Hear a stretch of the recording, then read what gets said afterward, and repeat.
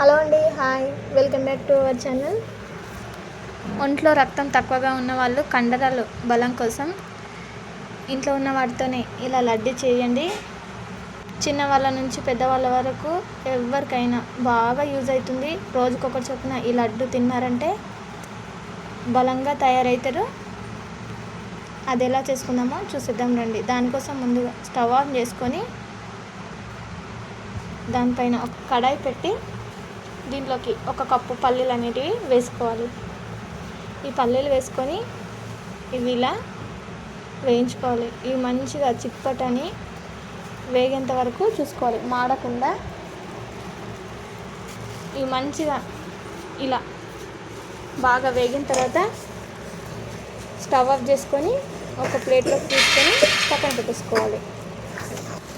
తర్వాత అదే కడాయిలోకి ఏ కప్పుతో అయితే మనము పల్లీలు తీసుకున్నామో అదే కప్పుతో నువ్వులు వేసుకొని ఇవి కూడా వేయించుకోవాలి. ఇవి మంచిగా చిట్పట్టు అనేంత వరకు వేయించుకోవాలి. ఇవి ఎంత బాగా వేగితే అంత బాగా వస్తాయి, టేస్ట్ అనేది బాగా వేగనియాలి. నువ్వులు ఇలా చిట్పట్టు అన్నప్పుడు ఇవి స్టవ్ ఆఫ్ చేసుకొని పక్కన పెట్టేసుకోవాలి. తర్వాత ఈ పల్లీలు అనేటివి ఇలా పొట్టు తీసుకోవాలి. ఈ పల్లీలు మొత్తాన్ని పొట్టు తీసుకొని వీటిని ఇలా పక్కన పెట్టేసుకోవాలి. తర్వాత ఒక మిక్సీ గిన్నె తీసుకొని దీంట్లోకి 1 కప్పు పల్లీలు,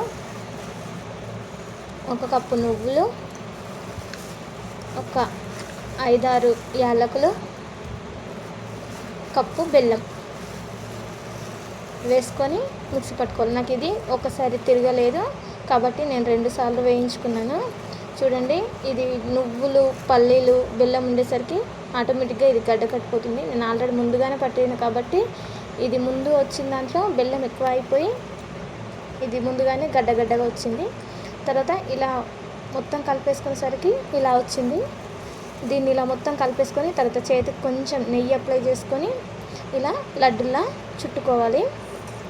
చాలా బాగా వస్తాయి.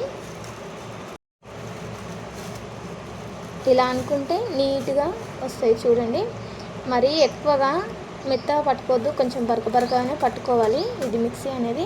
తర్వాత ఇలా పట్టేసుకొని ఈ లడ్డు అనేది ఒకటొకటిగా ఒక ప్లేట్లోకి పక్కన పెట్టేసుకోవాలి.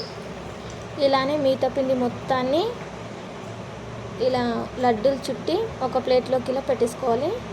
వీడియో నచ్చితే లైక్ చేయండి, ఎలా ఉందో కామెంట్లో చెప్పండి. Thank you.